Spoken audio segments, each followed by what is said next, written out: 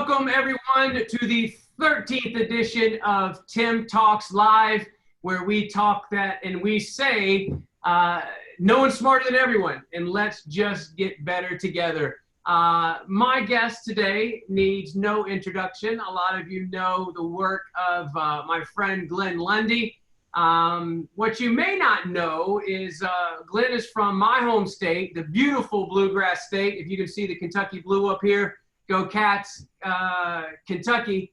And, you know, the unique thing about Glenn is he wasn't from the outside, although obviously that's a great perspective as well, a new, fresh look, but he was part of a dealership group, Dan Cummins, who is very, very unique. I believe, and Glenn, please correct me if I misspeak, but we have the privilege of partnering with those guys there in Paris, Kentucky. But I believe, you know, Glenn was part of the building process and took that dealership to 10,000 units a year. Now, what's unique about that, it is not in a metro city. It is in Paris, Kentucky, selling 10,000 units a year, where a population of Paris, Kentucky, where there's probably more horses than people, is 10,000. So Glenn took a step and wanted to serve the dealer body several years back, and I have watched his work from afar. I had the privilege to connect with him recently, and just working on main things digitally, but working on yourself personally. So Glenn, listen, we are so excited to have you today, and you got kind of a clickbait teaser title for this talk that I'm excited about. And the title for the talk today that we're going to talk about is "You Are Most Comfortable Right Before You're Dead." So let's sink that in for just a little bit. So with that big introduction, Glenn, welcome to Tim Talks. Hey man, I am super happy to be here. Thank you so much. And yeah, I love that, dude. Yeah, I think back, like, as you talk through the things, I just think about, you know, Dan Cummins and tiny little town. When I started working there, selling 120 cars a month, and 6 years later, we're selling 800 plus, and ultimately sold 1,000. Tiny town, like, super. It's cool, man. Like, it's even cool. I was a part of it, you know. I was a huge part of it. So I just appreciate that intro, because it brings me back into the ring, which I love, man. Yeah, absolutely. And I see by your chair that you're you're Atlanta Falcons fan. So yeah, I see that. So did you make the that's a joke, obviously, Raider Nation. did you make the, so are you now a Las Vegas Raiders fan, I would assume? I am a Las Vegas Raiders fan, and I'm actually super excited because growing up, Las Vegas was my favorite, like, city. I've always loved Las Vegas, and I've always been a Raiders fan. So we're combining the two, and now I can get direct flights from Louisville, Kentucky on Southwest Airlines straight into Vegas. It only take me 4 hours to go to a game, versus before, to get to Oakland would take like 17 hours and rental cars and all this other stuff. So super excited. Hopefully we'll get a football season here in the fall. We'll be able to watch the Raiders beat up any other team that you could possibly think of. With Chucky, anything's possible. So let's look. I mean, something unique about this show. We hear from people. You know, we have a few hundred people that sign up, and this gets the recording sent out to them, and it gets shared. So there's some people other than the live people on that are going to hear what you have to say, and I'm passionate about it. Because even listening to the news this morning, you know, we went, and we talked about this yesterday, we went from March, oh my gosh, the sky's falling, what are we going to do, to April and May, record months, a lot of places, is even now in June, hearing record months, to now dealers are running out of cars. But then on the way in, listening to the news, you know, Arizona, it's funny, Arizona, Georgia, and Florida are now talking about shutting restaurants, shutting beaches, because these cases are coming up, and they're all three states. I've got a daughter, I live in Atlanta. My daughter is medical school in Florida, and my son goes to Arizona State. So it's impacting our family, and it's so right for what you're talking about today. So I just want to shut up and just tee you up. What do you mean by what you say you're most comfortable right before you're dead? What does that mean? Yeah, so I think in order to really embrace it and understand it, I have to share a quick story. So my grandfather was an incredible human, military man his entire life. Just like the apex, just awesome grandpa, right? I never saw him not wearing a shirt and tie. He was a very professional man. His wife he was married to for 49 years. She never had a driver's license. She never had a job, not because he was controlling, but ultimately because she knew she'd be taken care of. She knew that my grandfather would take care of all of her needs. So he was just an incredible human that I admired and I looked up to my entire life. And regretfully, I was here in Kentucky. I got a phone call, and my grandfather was dying of cancer. They said that he had moments left to live, just a few minutes. And so we were all racing, being military family. We're racing around. Everybody's trying to get back to Arizona, which is where my grandfather was in Chandler, Arizona. And so everybody's trying to get back to Arizona to say goodbye to grandpa. And it ultimately takes like 2.5 days for the entire family to get there. And he's holding on the entire time. And when I get there, I walk in the room and here's my grandfather who I'd never seen not wearing a tie, who was just an ultimate professional, an ultimate provider. And here he is, he's laying in the bed. He's got one of those silly little gowns on with the slit in the back. He's got tubes coming out of every orifice. His eyes are sunken in and hollow. He's a shell of the man that he used to be. And I don't even recognize this guy at all. I recognize him zero. And so the last family member shows up. We're all there standing around my grandfather's bed. And my grandfather, being military, he loved dirty jokes, right? Like he was a God-fearing Christian, but he sure loved telling his dirty jokes. And so here he is, he's laying in the bed. And all of a sudden he says to my stepdad, Everett, he says, Everett, will you come here and tell me my favorite joke? And so my stepdad walks over to the bed, he leans in, and I don't know exactly how the audience is here. This is a PG-13 joke. We okay with PG-13 on here, Tim? Okay. and so my stepdad leans in, he says to my grandpa, whose name is Al, he says, Al, what do you call Moby Dick's father? And so my grandpa kind of pops a little smile on his face, and he says, what, Everett, which is my stepdad's name. And my stepdad says, Papa Boner, right? And so, just use the beat button for that one. Yeah, just use the beat button, right? So we all chuckle a little bit, and the tears are coming down our eyes. And my grandpa then says, bring me my wife. And so my grandmother, who's like the tiniest woman you'll ever meet, she's like 4'2". She comes walking over. She climbs up into the bed. My grandfather wraps his arms around her, and he passes away in that exact moment, Tim. Wow. And so I learned two powerful things during that experience. The first powerful thing that I learned was that we are spiritual beings. Science cannot explain to me how my grandfather, who had moments left to live, hung on till the last relative arrived, was able to get told his favorite dirty joke, wrap his arms around his wife, and go out his way. Science can't explain that to me, right? So I learned in that moment, it confirmed for me that we are spiritual beings, three-dimensional, not two. The second thing I learned from that is that we are most comfortable in life right before death. Because there was a moment, Tim, and it was brief, it was short, but there was a moment where my grandfather was being told his favorite joke. He was wrapping his arms around his wife, and I swear to you, the light had come back on in his eyes. He was no longer sunken. It was like his body filled back out. You could tell the pain had gone all away. He was so incredibly comfortable in that moment, right before death. I'll never forget it. I'll never forget it. So when I walked away from that, I started looking, and I'm like, okay, when I look in sports, same thing. Guy works his tail off to get to the league. Johnny Manziel, one of these guys, he gets to the league, he gets comfortable, he thinks he's made it, boom, gone. In business, guys work their tails off to get promotions and sales managers, GSMs, GM positions.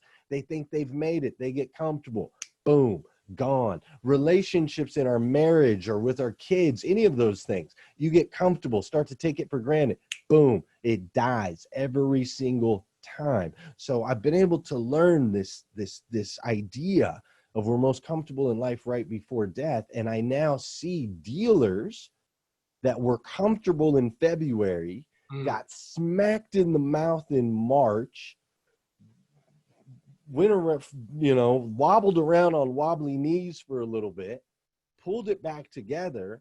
Now, luckily, they had a coach in their corner called PPP, right? They had some crutches to help keep them from falling down. The bell rang before they got TKO'd that have saved them and helped get them into a position where now we're thriving, we're crushing it. But I see dealers like starting to get comfortable again. And I'm telling you, this thing's not over, man. Like you said, second waves, Arizona's closing, Kansas is closing. There's a lot going on behind the scenes. And I don't think we've seen anywhere near the last of all of this. And so we've got to stay uncomfortable, continue to challenge ourselves, continue to push, continue to grow, continue to develop. That way, that's the only way to live, man, because I'm not ready to die yet. I don't know about you. And I know that these dealers aren't ready to lay down and die either. No, what I love about you, Glenn, is we share, we take it a little different angle. I mean, we can look at BDP clicks and we can look at unique visitors and we can look at this. But at the end of the day, listen, Mr., Mrs., Miss, Mrs., Mr., whoever's listening, it all starts right here. It all starts here. It starts with a changed heart that I talk about it all the time. John Maxwell says, I want to make a difference with people that want to make a difference, doing something that makes a difference at a time that makes a difference. And we have those, and I believe before you influence anyone, there's another statement that I've said all the way through COVID that I heard 6 months ago, that I want to pour into our people and that I literally think about on a daily basis. Leaders are not measured from what they do, but what people do because of them, right? So I want to unpack that a little bit and tell me, I've got my own, we've got some big dealer groups that have just done everything the right way. But in your opinion, just give us some examples of complacency and maybe some things that, maybe some, as I like to put, guardrails in my life, because there's things that I know that I might be weak in, that I have to put blinders on, I have to put guardrails on to make sure that we stay the path. So let's talk about some of that. When you say you're most comfortable right before your death, I get it. Yesterday we used the analogy. I'm a big fight fan. When Mike Tyson got knocked out in 1990 with Buster Douglas, was a 40-1, I think, underdog, maybe even bigger than that. He got comfortable. And I can remember as a desk manager for years and years and years, one of the first things I did when Carnell started taking off and we were blessed with what was happening with our company is I went back to Mr. Hennessy and I apologized. Because I did not, even though we had sold more CPO vehicles than any other dealership in 3 states for 3 years straight, we did all, but I became complacent and I did not expand my brain. And I think it's even more crucial when we're coming off months like this, and months, last couple months have been pretty good, but now we're running out of inventory, to stay the course, review the game film, and find out. So in your opinion, what are some of the things that our dealer listeners, again, this is going to be shared to a bunch of dealer groups and so on and so forth, but what are some, Legos that we can put together to make sure that dealers stay the course? Well, we just have to, like you said, reviewing the game film is crucial right now. I just got done with a training with my 800% club members, and that's literally what we did. We're like, okay, what did we do that worked in the last 90 days? What did we learn, right, about ourselves, about our people, and about our processes? What did we learn, and how can we, I think everybody should do this. I think every dealer should write down, even just people in general, write down what you learned in the last 90 days, frame it, stick it somewhere, hang it on a wall. Because as things get turbulent going forward, which they're going to do, when things get turbulent, you need to be able to refer to that. We can't just count on our emotional intelligence in the moment to make good, clear decisions. I'll give you a perfect example, man. Yesterday, I had a little extra time. I was home with my kids. You were there. I jumped on the thing with you. It was just me and the two littles. So after I got off with you, I'm sitting on the couch. They're watching PKO or Pokio or some silliness, right? And so I'm just flipping on my phone, man, which I normally don't do. I spent a bunch of time down and I went down the whole social media rabbit hole, man. I'm over here in conspiracy theories, and I'm spending a little bit of time over here in closures, and I'm hanging out over here in the riots and the protests, right? I'm like headed down this whole path. Rest of the kids come home. For some reason, they're noisy, whatever. I'm agitated because I just spent time going down this rabbit hole, and I snap on my 6-year-old, man. She didn't want to brush her teeth or something silly, and I snap, and I catch myself after. I'm like, crap, dude. We do not make very strong decisions in the moment when we are in an emotional state. It doesn't work, and there are emotional states to come. So reviewing what did we do right, and having that as a place, or having systems and processes in place that we can use to check ourselves, right? To check ourselves before we make rash decisions. I'll tell you, Tim, I watched 4 things happen in March, because I work with dealers all across the nation, as you know, and you do as well. And there were basically 4 types of reactions through this whole thing. The first one was the doomsday prepper. Yeah. Right? I saw the doomsday preppers. These were the dealers that were like, sell it. I didn't want to be in this business anymore anyway. Shut the doors, chain it. You know, they just like completely shut down. You know, some old guys that were sick of these dang millennials. I'm out of this business anyway, right? So I saw that the doomsday preppers, they just completely like went into their bunker and said, we're done, right? Yeah. Then we had the survivors. Ever watch that show, Survivor, Tim? Oh, yeah. So we had the survivors. The goal of survivors be the last one standing at all cost. Doesn't matter who you hurt along the way, right? And I saw a lot of dealers that went into that.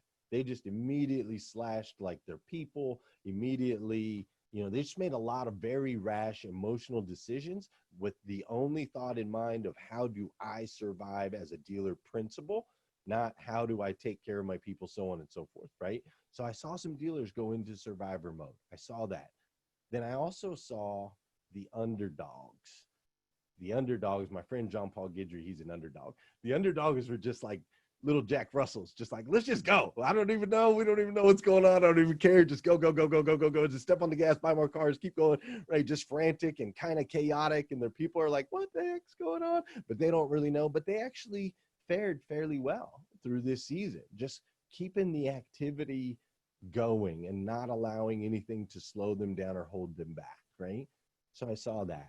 And then I saw what I called the heroes. And the heroes were the dealers that literally walked into the room and said, don't worry, we're going to be okay. I got you. And they took their dealerships and they put them up on their shoulders. Yeah. And they dug deep. They kept their minds clear. They communicated with their team every single day via Zoom calls or however they had to do it. They communicated, they strategized, they took deep breaths, they paused, they didn't allow any emotions into the equation, and they made powerful decisions for the dealerships. And the ones that did that, actually the last 2, the underdogs and the heroes, have been able to thrive through this last 90 days.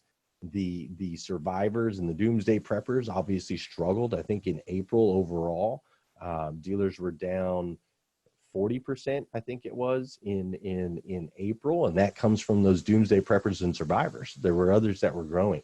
So going forward, we have to choose to be in that hero mode, or at very least that underdog mode, and we have to make sure that we have the things that are in place that are going to keep us in check when our mind wants us to doomsday prep. Our mind wants us to survivor, right? We can't do that.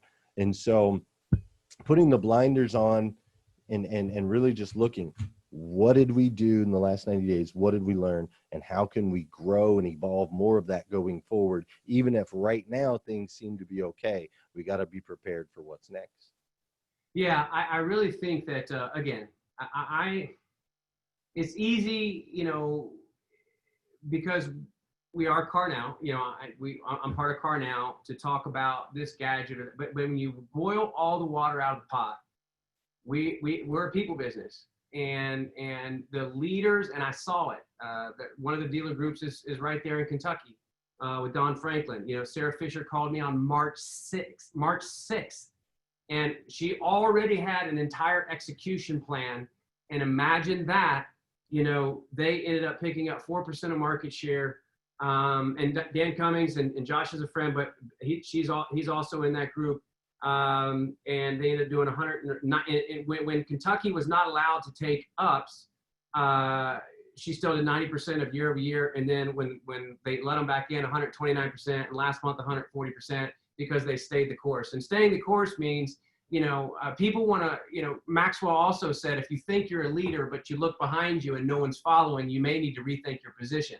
So listen, I'm calling all of you that are listening to Tim Talks. I don't care what your business card says.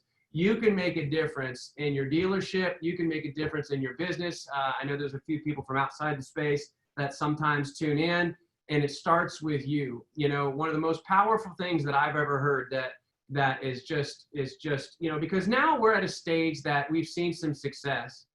I really believe, and we've got a long way to go, and we obviously make mistakes, but now, you know, people call, and, you know, I have the privilege sometimes, and we do interviews, and how did you do this, and how did you do this? But I really think one of the main things is to try to pour into your people and worry about being significant in their lives, especially when you talk about staying the course. If we take the time as leaders and as managers to pour into people's lives and make sure that we are significant, the success comes, you know, and we don't think about it. We get so, we live, you know, look, and I'm not going to throw it, but you know, you talk about social media, we have an industry where everybody's showing you their watch, everybody's showing you what car they drive. You know, let's talk about how many people you loved on today. Let's talk about the time that you took your receptionist aside and loved on him or her and encouraged them. You know, that type of things. You want to see change in your dealership. It starts right there. You know, can I ask, and I've always wanted to ask, and I've never really asked this to Josh, you know, with success, I mean, you were part of the Dan Cummings group when they were selling 100 cars a month, and you were part of the group to brought it to 800 and over 1,000. What were some of the things that you continue to do because you lived it, you did it on a daily basis that allowed you to stay the course and allowed you guys not to get complacent? I think we might have a little audio trouble with Glenn. We'll let him try to dial back in. But ladies and gentlemen, as he dials back in, you know, we're going to learn some of these things from him. But I think it's more important, and I never get tired of saying it, and I apologize if you get tired of hearing it. This is, you know, no matter what's happening around us, there have been, you know, it was the gas crisis, you know, 10 years ago. So on and so forth. I can remember everybody was freaking out. Everybody was selling their big sport utilities. I can't remember. This is before, right after, you know, 08, 09, that type of deal. And I had a buddy of mine, Adam Merlin, that went to the sale and bought every big Suburban, every SUV, everything he could buy. And then when gas, like not 6 months, but 90 days later flipped, he looked like a hero. You know, doing those types of things would be amazing. I have a question here. What is let me see the question. Jeff, would you like to unmute and answer the question? If you would like to unmute Jeff and bring him on, obviously that is great. If you have something to add, if you guys do have something to add, I would love for you to, while we're waiting on Glenn to get back, Holly, and if you could text Glenn, I'm sure he knows that he is not on. But I see Jeff Baker. He's still muted. So if you guys could unmute him. Jeff, you're here week in and week out on Tim Talks. So if you would like to, let's see if we can unmute you real quick. Olivia? He is unmuted if you'd like to speak. Okay. So Jeff, we have Glenn back, but we had a little audio issue. Jeff, what would you like to add? Was there a question that you wanted to ask? Sorry about that.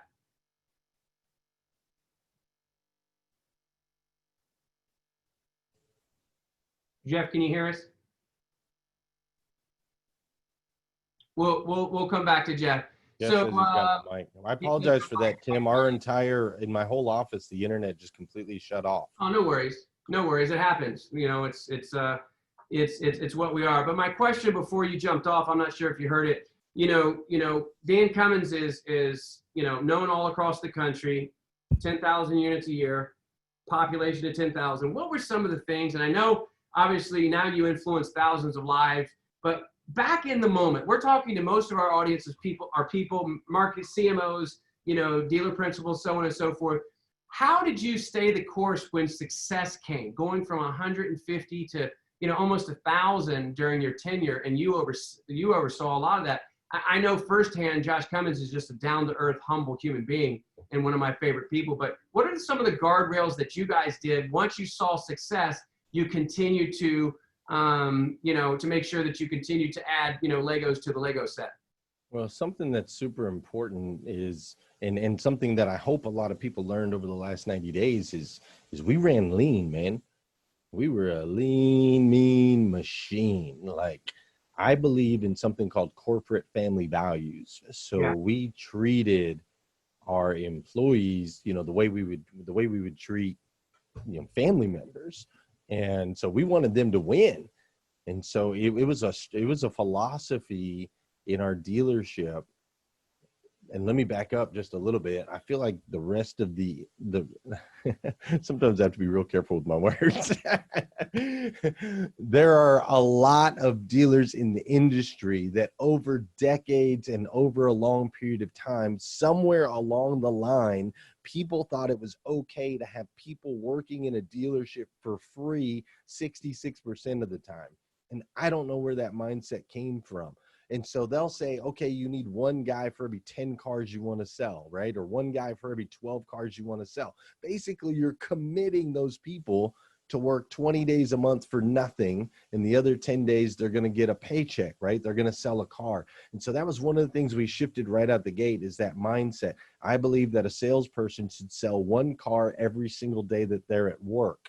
I also believe that it is our responsibility as the leaders in the organizations to create an environment where that salesperson can sell one car a day, every day at their work. We can't just count on them to do that. We have to provide the right inventory. We have to price aggressively. We have to market and advertise strategically where they can get the looks, right? If you want a guy to sell one car a day, every day, he's got to get in front of at least 3 people a day, every day. In order to get in front of 3 people, we have to generate 7 appointments, 10 leads, so on and so forth. You reverse engineer the math. So we also didn't hire anyone who had more than 2 years on their resume. We didn't want to, we wanted to create our own and develop new habits. But ultimately, we wanted our people to win. When a guy sells one car a day, every single day that he's at work, he's making a big fat paycheck. He's driving a nice car. He's paying his bills at home. He's taking care of his wife and his kids. He's making good decisions. He's excited to be at work, And so that was really important to us. Run lean, let people win, pay them all the money. I mean, we sold 1,043 cars, Tim, in 27 business days, closed on Sundays. A town, population 9,600 with 43 salespeople, 5 sales managers, and 7 F&I guys. We did 198 cars in 2 days, Labor Day 2018, 198 units, 2 days, 43 salespeople, 5 sales managers, 7 finance people. When you run lean, you pay your people and you really pour into them and serve them with a servant heart, you can create this machine through your people that can do things that you never even imagined. Like you said, now Josh has got this culture and this environment and this machine that COVID hit. Josh took about a 2-week little pause because really he wanted to make sure, not because he felt like he needed to retract, but he wanted to make sure the community did not get upset with him continuing to step on the gas. You know what I mean? Because he's a good guy. He has a very big conscience. And so, but even through all of this, I mean, right now in June, they're having their most profitable month ever in the history of the company and he's running, half staff. He's got a a great core group of people that he's poured into and developed over years and years and years. And now they're getting results. He's basically pandemic proofed his business by allowing me to develop, pour into the people, and really let them win, not just at work, but outside of work. You know, that's the key. And I see it time and it breaks my heart because I love this business. It breaks my heart. We get that, you know, we live in a business, but we do live in the business, but you know, salesperson crushes it. He's a salesperson of the year. He gets promoted and all of a sudden he's got memory loss. He forgot what it was like to be a salesperson. He starts MFing everybody, throwing paperwork. I've seen it 100 times. I'm not 100 times. And ladies and gentlemen, listen, and I know a lot of you, I see the names as I scroll through the names. A lot of you are I'm not talking to you, but I'm talking, what this, you know, our industry needs is humility. Amazing things happen. And I would encourage you, take the trip to Paris, Kentucky. Listen, because I've been recently looking for an automobile and walked into some dealerships, and it's a different feel when you walk into Dan Cummins. It just is. I mean, people are happy, they're smiling, they're happy to be there. You know, a lot of people asking me about water. Everybody's excited to be there, and that comes from the top down. That doesn't come from browbeating people. You have to hold people accountable. Absolutely. We're not saying that, but it's the way you do it. We talk about it all the time. It's all in the delivery. And when you create an environment to where there's no limit, you create an environment to where people want, listen, you take somebody aside at like a Josh or a Glenn, and you take somebody aside and say, hey, listen, I just want to let you know how much I appreciate you. I just want to let you know that I saw what you did, and encourage them. And hey, listen, what do you, I got this from Gary Vee. You know, where do you want to be in 5 years? 5 years. And how can I serve you? How can I serve you to get you there? Why aren't we the dealers and the sales managers that are, listen, forget what software you're using right now. We're not talking about that. You talk about creating a culture that's going to change everything, and creating a culture that extinguishes all complacency. You as a leader start doing, I'm going to preach. You as a leader start doing that to every person. You know, maybe different days you pick out that person. Maybe it's the person that's does custodial work, whoever that is, and people will charge hell with a squirt gun for your dealership. You're going to create a cultural environment where people want to be there, and your customers will want to do business there. At our Lexus store, if I heard it 50, I heard it 100 times. Man, I won't mention any names. And people will walk in, and you guys are laughing and joking, and people are smiling. And the last dealership, you could cut the tension with a knife. We make it harder than it needs to be. When you boil all the water out of the pot, this is a people business. And when we love on our people, and the car, listen, when the list of occupations that people trust, car salesmen aren't on the top, right? We're down here. So when we create that environment, driving sales says 99% of customers expect to have a bad experience. And when we flip the script, we absolutely make a huge difference. So Glenn, listen, as we land the plane, as everybody kids, because I use land the plane all the time, as we land this plane. Can I don't mean to, let me interrupt. I was going to ask you for your final thoughts. Yes, absolutely.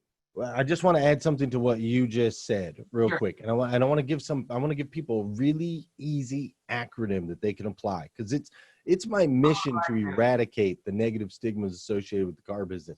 And I know, working with you and touching these leaders, if everyone will do literally just this, follow this one acronym, it'll make a massive difference, right? So on your piece of paper, if you've got your notes or whatever, I just want you to write out the word LEAD, L-E-A-D, but put an extra D on it. L-E-A-D-D. All right? I'm going to break this down for you, and I'll break it down super, super fast. It's easy. It's easy. If you do this with your customers, with your wife, with your kids, and with your employees, you will win. Promise. All right? The L in LEAD stands for listen. Your mama told you this a long time ago. 2 ears, 1 mouth, right?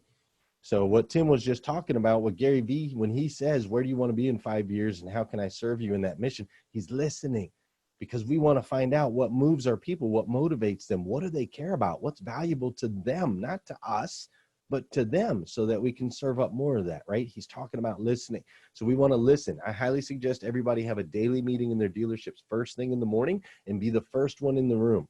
Just listen to what your people are talking about. Are they talking about a sister of theirs that got sick recently? Are they talking about a breakup that they're going through? Are they talking about, maybe it's some positive things, they're looking to buy a car or a house or a boat? Are they talking about playing Fortnite till 3 o'clock in the morning and drinking with their buddies all night? What are they talking about? Just go in there and listen. Just be in the room. So then we know how to move them, right? We follow that up with the E in lead, which stands for encourage. You just mentioned that too with the Gary Vee thing, right?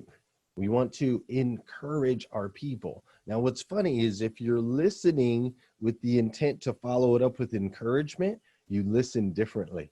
See, right now, a lot of people listen with the intent to defend or to adjust, to solve, to whatever, right? We're listening with different intentions. We're not really hearing. When we listen with the intent to encourage, we now have to find the good in what that person's sharing with us. Different. Yeah. It's really different. So we listen first, we follow that with encouragement.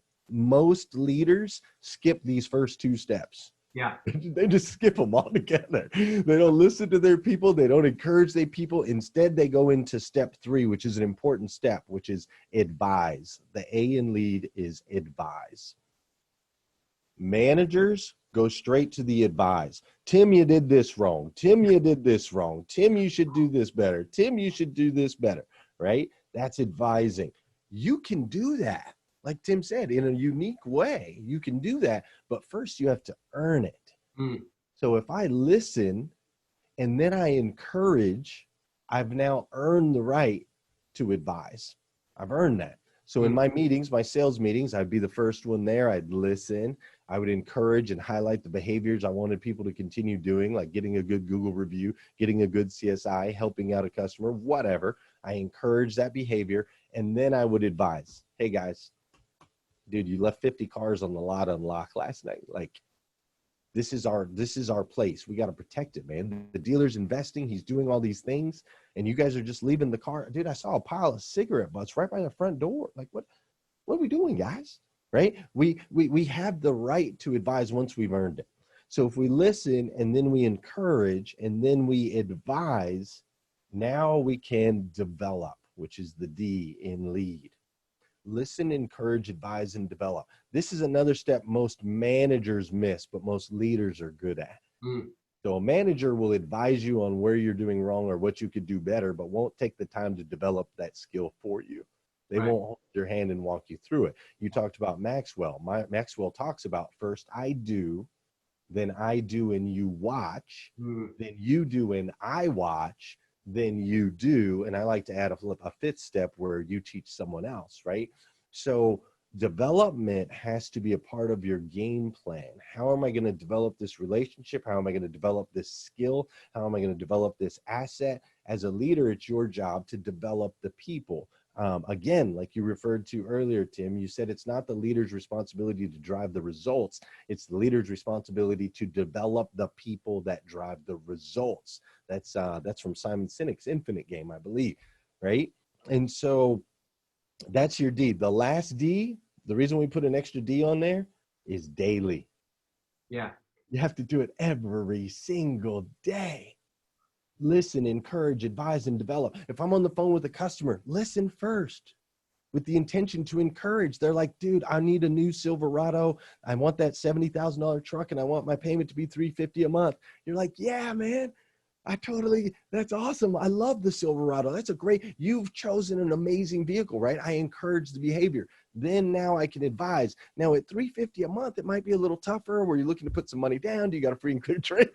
Right? We can go into the advise and then we can develop that relationship. So it works with our customers, with our kids, with our spouses, with our employees, all the way across the board. So if we just slap that one up on the wall too, LEADD, go into every conversation and interaction with that in mind. And that's how you develop a culture, a winning culture, where like you said, they'll freaking run into hell with a squirt gun, right? They'll just freaking break through brick walls for you. What a great way to end. I could probably go another hour and a half, and hopefully Terry Neal is I missed the second D. The second D is daily. So just again, and I love this so much, Glenn. I might create a sign and put it in my Car Now office. I love it so much. Listen, encourage, advise, develop, and do it daily. Ladies and gentlemen, listen, I dare you, when all the water gets boiled out of the pot, all we have, if you just do those things, I dare you, things will change. If you can honestly say, I've done it for 30 days straight and I've had no difference in my dealership, I want you to call me. But better yet, I want you to call me after you made a conscious effort to do these things. I am leaving Tim Talks today encouraged. I appreciate you, Glenn. We're going to do some things. You're not getting rid of me. We're going to do some things together, and we together will charge hell with a squirt gun, my friend, and just continue to love on people and encourage people and lift people up. Any final thoughts, my friend? Man, just I have never been more connected and more passionate about the auto industry than I am today. Yes. It's been really cool to see these dealers like stepping up, serving their communities, really pivoting and shifting. I think that 4 months ago, some dealers had kind of rolled on their back and were showing their belly and were nervous and scared of the Carvana and some of the big boys and things like that. And it seems like we've taken back our fight and our grit, man. The auto industry is just such a beautiful opportunity for anyone who steps into it, and the world needs more of it. And so I just want to inspire all my dealer friends, my auto fam, to hang in there, stay the course, step on the gas, lead from the heart, and keep doing what you're doing, because it matters. Awesome. Hey, listen, very quickly, how can people, because I know there's a lot of people that already follow you. I know you do Rise and Grind. How can our listeners follow you, Glenn? Yeah, best thing to do is go to glennlundy.com. There I have links to Rise and Grind, my Facebook, my Instagram, and also my 800% Club program, where I work with owners and general managers of dealerships across the country to help them increase their profits, their volume, their employee retention, and their overall dealership culture. So glennlundy.com, you can find all that. Awesome. Hey, thank you to Jeff Baker, all the people that were texting in. Brian needs, I can't even talk now as I scroll up. Terry Neal and Marty Brown again, and Derek Massey, my dear friend. I was just talking to you this morning.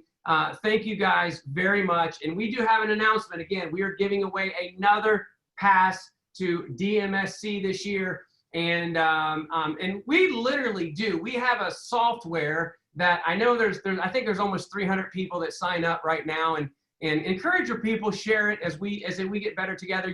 By now, we're not selling anything. We're just trying to love on people and encourage dealers to keep up the good fight and get better. We have a software that literally randomly picks out of all the entries. And this week's winner is